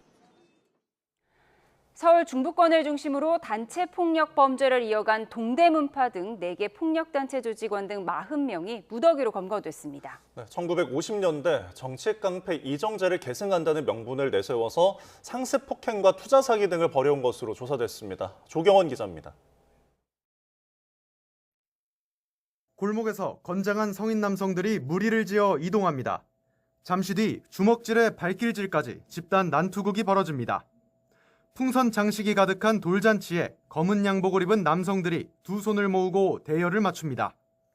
그 사이로 덩치 큰 하객들이 줄지어 이동합니다. 1950년대 정치 깡패 이정재의 동대문 사단을 계승한다며 1990년대부터 서울 중부권 일대에서 활동한 폭력 조직 동대문파입니다. 조직의 이름을 가슴에 문신으로 새기도록 강제하고 합숙 생활을 하며 상계동파와 이태원파 등 다른 조직과 연계해 여러 차례 패싸움도 벌였습니다. 또 지난 2013년부터는 보이스피싱과 투자 리딩방 사기까지 가담한 것으로 조사됐습니다. 2년여에 걸쳐 200여 회 이상의 압수 통신영장 집행, CCTV 체증 등을 통해 집단 폭행 등 폭력범죄 단체 활동이 동일한 조직의 계속적 결합체인 이 조직에 의한 범행임을 입증하였습니다. 경찰은 이들 4개 폭력범죄단체 조직원 40명을 검거하고 이 가운데 동대문파의 행동대장 A씨 등 14명을 구속했습니다. 경찰은 현재 해외에 있는 동대문파 조직원 2명에 대해 여권 행정제재와 국제공조를 통해 조속히 검거하겠다는 계획입니다. YTN 조경원입니다. 36주 된 태아를 낙태 수술로 숨지게 한 혐의 등으로 재판에 넘겨진 병원장과 집도의 등이 항소심에서 감형을 받고 산모는 무죄를 선고받았습니다. 서울고등법원은 오늘 살인과 의료법 위반 등의 혐의로 기소된 80대 병원장 윤모 씨에게 징역 6년을 선고한 1심을 깨고 징역 4년과 벌금 150만 원을 선고했습니다. 함께 기소된 집도의 신모 씨는 징역 4년에서 2년 6개월로 감형받았고 1심에서 징역 3년을 선고받았던 산모 권모 씨는 무죄가 선고됐습니다. 재판부는 산모 권 씨가 수술 당시 아이가 사산되어 나올 거라는 브로커의 말을 믿었던 점을 고려할 때 살인의 미필적 고의가 있었다고 보기 어렵다고 판단했습니다. 경북 경산에 있는 아파트 관리사무소에서 주민의 방화로 추정되는 불이 나 8명이 다쳤습니다. 오늘 경북 경산시 사동에 있는 6층짜리 아파트 관리사무소에서 폭발과 함께 불이 났습니다. 불은 20분 만에 꺼졌지만 관리사무소 직원 2명과 민원을 제기하러 왔던 주민 1명, 또 같은 건물 경로당에 있던 5명 등 모두 8명이 다쳐 병원으로 옮겨졌습니다. 이 가운데 3명은 전신에 심한 화상을 입는 등 중상을 입은 것으로 확인됐습니다. 부산 주택가에서 술에 취한 50대 남성이 공사 현장에서 쓰는 타정총으로 쇠못을 쏘며 난동을 부렸습니다. 경찰 특공대가 출동해서 포금탄까지 발사하고서야 이 남성을 체포할 수 있었는데요. 당시 화면 보시죠. 네, 주택 2층에 있는 남성이 무언가를 들고 총처럼 이렇게 쏘아댑니다. 발사하는 거 다름 아닌 쇠못입니다. 공사 현장에서 쓰는 타정총으로 쇠못을 발사한 건데요. 오전 9시 10분쯤 부산 사상구 주택가에서 50대 남성이 술에 취해 난동을 부렸습니다. 신고를 받고 출동한 지구대 경찰에게도 이 남성은 쇠못을 발사하며 대치를 벌입니다.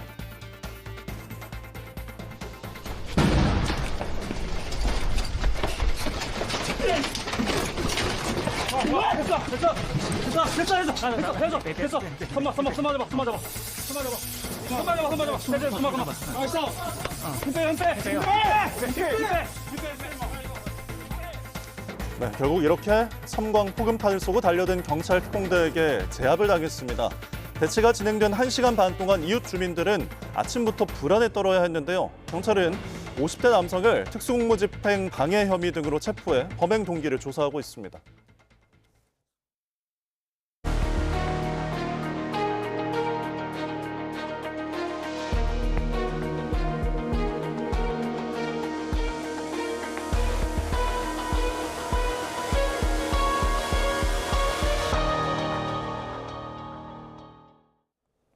네, 인천 쿠팡 물류센터 화재 초기 불이 처음 시작된 6층 내부에 연기와 화염이 가득 찬 사진을 YTN이 단독으로 확보했습니다. 경찰과 소방은 합동 감식을 통해서 화재 원인을 규명하는 데 주력하고 있는데요. 스튜디오에 사회부 윤혜리 기자와 함께 자세히 이야기 나눠보겠습니다. 어서 오십시오. 자, YTN 취재진이 화재 초기 내부 상황이 담긴 사진을 확보했다고요? 네, 그렇습니다. 지난 18일 화재 발생 초기에 인천 쿠팡 물류센터 내부를 촬영한 사진입니다. 이 사진을 보면 5단 높이 정도 되는 철제 선반이 일정한 간격으로 설치가 돼 있고 선반 사이로 보시다시피 빨간 화염이 치솟고 있습니다. 짙은 연기가 천장까지 자욱한 가운데 이 왼쪽을 보면 직원으로 추정되는 인물이 소화기로 진화 시도를 하는 모습을 볼 수 있습니다. 당시 119 최초 신고된 통화 내용을 보면 6층에서 불이 났다, 연기가 자욱하다 이런 내용이 있습니다. 또 불꽃이 엄청 커졌다, 안에서 계속 번지고 있다는 신고도 잇따랐습니다. 이렇게 불길이 주변 선반으로 옮겨 붙지 않은 점과 또 신고 내용을 토대로 볼 때 사진이 찍힌 시점은 화재 초기로 추정이 되고 있습니다. 네, 근데 저희가 화재 초기에 스프링클러가 작동을 했는지 이 부분이 관심인데 사진을 보면은 잘 모르겠거든요. 전문가들도 좀 의견이 갈리나요? 네, 저희가 이 소방 전문가들에게 사진을 보여주고 사진이 촬영됐을 당시 상황을 좀 추정을 해봤습니다. 예. 이 시점에 스프링클러가 작동 중이었는지에 대해서는 전문가들도 의견이 분분했습니다.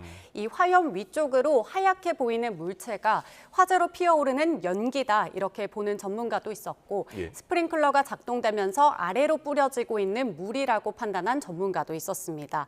또 화염이 한 방향으로 치우쳐져 있는데 이를 토대로 바닥에서 불이 처음 시작된 건 아닐 수도 있다는 전문가 의견도 나왔습니다. 소방당국은 앞서 브리핑을 통해 소방대원들이 진화 작업을 했을 당시 이 스프링클러가 작동됐던 사실은 확인을 했다 이렇게 밝혔는데요. 다만 적절한 시기에 이 스프링클러가 작동됐는지는 감식을 통해 확인해 볼 사항이라고 설명을 했습니다. 또 앞으로 안전설비에 문제가 없었는지에 대해서도 경찰과 소방의 조사가 필요할 것으로 보입니다. 네, 이 물류센터 내부가 굉장히 층고가 높고 이것을 나눈 메자닌 구조로 되어 있는데 지금 최초 불이 난 지점이 메자닌 구조의 그 1층 지점이었던 거죠? 네, 맞습니다. 초기 119 신고 내용을 보면 이 신고자는 건물의 6층, 메자닌 1층에서 불이 났다고 말한 것으로 확인이 됩니다. 네. 지금 그래픽으로도 같이 보고 계시는데 이 메자닌 구조의 가장 아래층을 그라운드라고 하고 두 번째 층을 메자닌 1층, 세 번째 층을 메자닌 2층이라고 합니다. 예. 이런 구조는 공간을 극대화해서 사용할 수 있지만 불이 한 번 날 경우 빽빽하게 적재된 물건들로 화재를 키울 수도 있다 이런 우려가 제기가 되고 있는데요.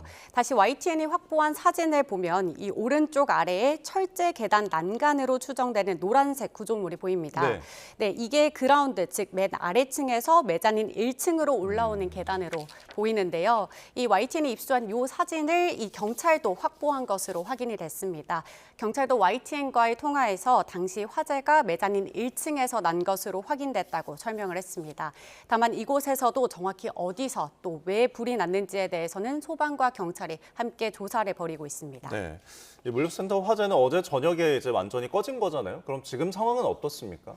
네, 소방당국은 어제 저녁 8시 반쯤에 이 화재가 완전히 진화됐다고 밝혔습니다. 지난 18일 새벽 6시 54분쯤 불이 났다는 신고가 접수된 지 109시간 만입니다. 다만 아직 현장이 완전히 정리가 된 건 아닙니다. 소방은 어제 저녁에 불이 시작된 6층 안쪽으로 소방대원들을 투입을 해서 잔불 정리 작업을 진행했습니다. 소방당국은 화재는 완전히 진화가 됐지만 추가적인 잔불 정리와 안전관리를 위해 당분간은 대응 체제를 유지하겠다는 계획입니다. 또 화재 건물 외벽에 이 구조물 일부가 떨어질 위험이 있어서 주변의 통제도 계속해서 이어가고 있는 상황입니다. 네, 결국은 불이 왜 났는지 그 원인을 밝혀야 하는데 합동 감시까지는 좀 시간이 필요하다고요? 네, 그렇습니다. 소방과 경찰은 합동조사단을 구성해서 이 정확한 화재 원인과 규모를 조사를 하고 있습니다. 특히 경찰은 35명 규모의 화재 수사 전담팀을 구성해 본격적으로 원인 조사에 나섰는데요. 오늘 오전 10시에는 관계기관들이 회의를 열어서 합동감식을 언제 진행할지 일정을 논의를 했습니다. 그런데 오늘 회의에서는 앞서 건물 내부에 진입했던 소방의 설명을 듣고 이 감식 인력이 내부에 안전하게 진입할 수 있을지 에 대한 논의가 이뤄졌습니다. 근데 우선 안전 문제로 이 건물 외벽에 매달려 있어서 떨어질 우려가 있는 구조물들을 크레인으로 먼저 제거하는 작업을 진행하기로 했습니다. 이 외벽을 철거하는 작업이 한 이틀에서 3일 정도 소요가 될 것으로 예상이 되는데요. 이런 철거 작업을 마치고 건물이 안전한 상태일지 최종적으로 확인한 뒤에 합동 감식을 진행을 하겠다는 계획입니다. 요즘은 비도 좀 많이 오고 기상 상황이 시시각각 변하고 있어서 이 철거 작업이 더 지연될 수도 있는데 그 일정에 따라 이 합동 감식 일정도 더 늦어질 가능성도 있습니다. 네. 그런데 이 인천의 쿠팡 물류센터 화재가 수습되지도 않았는데 인천의 또 다른 물류센터에서 불이 났었죠? 네, 그렇습니다. 제가 오전에 이 현장에 다녀왔는데요. 그 대형 화재가 났던 물류센터에서 불과 한 7km 떨어진 다른 물류센터에서도 오늘 화재가 발생했습니다. 오늘 오전 6시 55분쯤 인천 항동에 있는 쿠팡 15 물류센터 6층인데요. 여기에서 불이 났다는 신고가 접수가 됐습니다. 이 소방대원들이 도착하기 전에 직원들이 소화기로 자체 진화를 벌여서 불은 10여 분 만에 꺼졌고 다행히 인명피해는 없었습니다. 불이 난 6층은 냉동 창고로 쓰는 곳인데 이곳에서 짐을 나르던 고소작업대 배터리에서 불이 처음 시작된 것으로 추정이 되고 있습니다. 다만 이번 화재도 아직 정확한 원인은 밝혀지지가 않았습니다.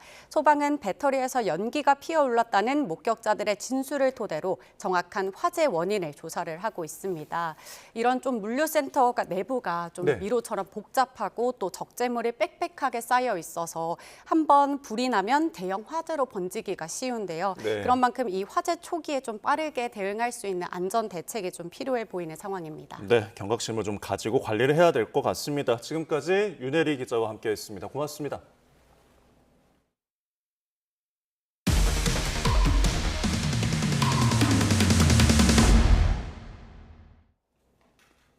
최근 서울 종로에서 150억 원대 사기를 벌인 금은방 업주가 구속 송치된 가운데 경기 성남에 있는 금은방에서도 비슷한 일이 발생했습니다. 금은방 주인이 싼 값에 금을 팔겠다며 돈을 받고는 금을 주지 않거나 이자를 주겠다며 맡아둔 금을 돌려주지 않고 잠적했습니다. 배민혁 기자가 단독 보도합니다. 싼 값에 금을 팔겠다. 금을 맡기면 매달 이자를 주겠다. 경기 성남시에 있는 금은방 업주 50대 여성 A씨는 이런 식으로 고객들에게 투자를 권유했습니다. 언니 그거 재테크 하라고 금재테크 하지 주식 같은 거 하지 말고 자기한테 맡기면은 자기가 월 얼마를 주겠다. 길게는 20년 넘게 동네 지인으로 알고 지내며 신뢰를 쌓아온 A씨는 고객들이 불안해하면 사업 확장세를 과시하며 안심시켰습니다. 또 가게 나 오픈도 했고 거기 있는 물건이 한 10억 정도 된다. 피해자들은 A씨로부터 금을 사고 여기에 원래 갖고 있던 금까지 더해 맡겼습니다.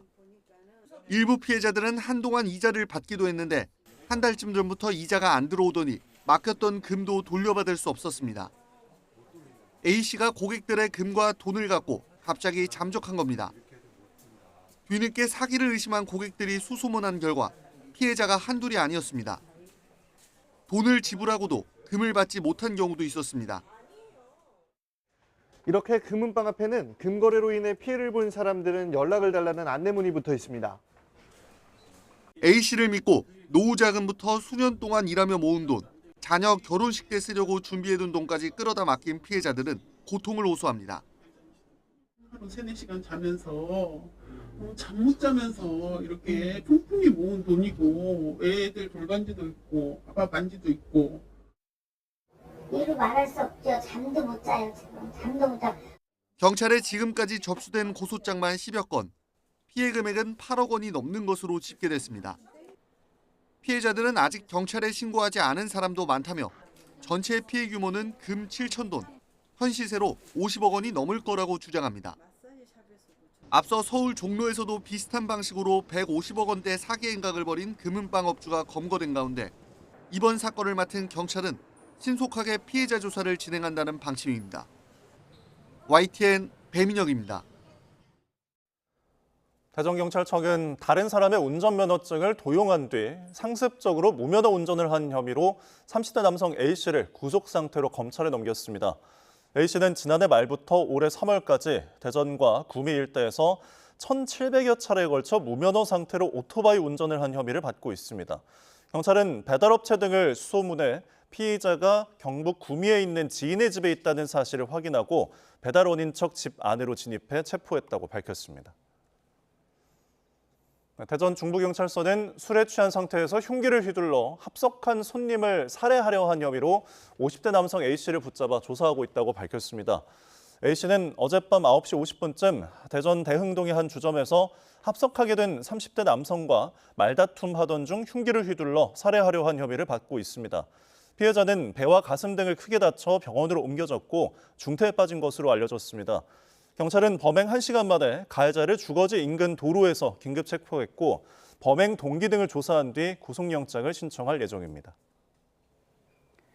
미국 트럼프 행정부 내부에서 한동안 잦아들었던 이란 정권 교체 목소리가 다시 나오고 있다는 분석이 나옵니다. 네, 외교적 해법이 한계에 부딪히자 강경론이 다시 고개를 들고 있는 건데 무기 고갈과 확전이라는 위험이 뒤따를 거란 우려가 커지고 있습니다. 권영희 기자입니다.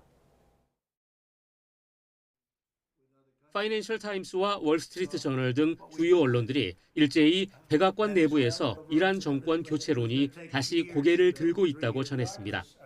협상이 제대로 이루어지지 않는 데다 그간의 군사 타격마저 한계를 보이자 이란 체제 자체를 흔드는 쪽으로 기류가 조금씩 바뀌고 있다는 겁니다. 전문가들 역시 기존의 징벌적 공습 전술은 수명을 다했다고 진단합니다.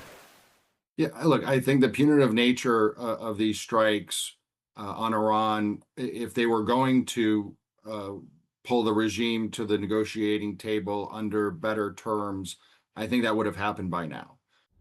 바뀐 전략의 핵심은 원유 수출을 전면 차단해 정권의 자금줄 자체를 말려버리는 고사작전입니다. 여기에 보류했던 쿠르드 반군 무장 지원 카드까지 다시 꺼내 내부 봉기를 유도하겠다는 구상입니다. 하지만 미국 내부에선 무리한 정권 전복이 더 큰 권력 공백을 부를 것이란 회의론도 거셉니다. Is the CIA planning on backing Kurdish rebels to eventually overturn the government and give us a new government in Iran? And who's that going to be? We have walked into a huge mess. 실제로 미군이 감당해야 할 안보와 정치적 후폭풍도 만만치 않습니다. 핵심 미사일 자산이 빠르게 소모되면서 인도태평양 지역의 대비 태세에 구멍이 생길 수 있습니다. 또 이란의 호르무즈 해협 봉쇄로 유가가 요동치면 다가오는 11월 중간 선거에 큰 악재가 됩니다. 외교적 해법을 접고 체제 붕괴라는 극단적 승부수를 다시 만지작거리는 미국. 이 초강수가 이란의 항복을 이끌어낼지 아니면 무기 고갈과 유가 폭등이라는 치명적 대가로 돌아올지 전 세계가 주시하고 있습니다. YTN 권영입니다. 제주도는 지난 일요일 공식적으로 장마가 종료됐지만 중북부 지방은 여전히 장맛비가 내리고 있습니다. 현재 영서북부에는 강한 비가 집중되면서 호우주의보가 내려졌고요. 이들 지역에는 시간당 20mm 안팎의 다소 강한 비가 쏟아지고 있습니다. 내일도 중북부를 중심으로는 장맛비가 이어질 텐데요. 강원 북부에 80mm 이상, 인천과 경기 북부에 20에서 60mm가 되겠고 충청 이남에는 오후 한때 소나기가 지나겠습니다. 비가 소강 상태를 보일 때는 찜통더위가 기승을 부리겠습니다. 충청 이남에 이어 중북부 일부 지역으로도 폭염특보가 확대된 가운데 내일 서울 한낮 기온이 29도, 대전 32도, 대구 35도, 포항은 38도까지 크게 오르겠습니다. 내륙의 장마도 이번 주말이면 마무리되겠고 이후에는 찜통더위가 더 강해질 전망입니다. 날씨였습니다. 이상으로 목요일에 보내드린 뉴스온 마치겠습니다. 함께해 주신 여러분 고맙습니다.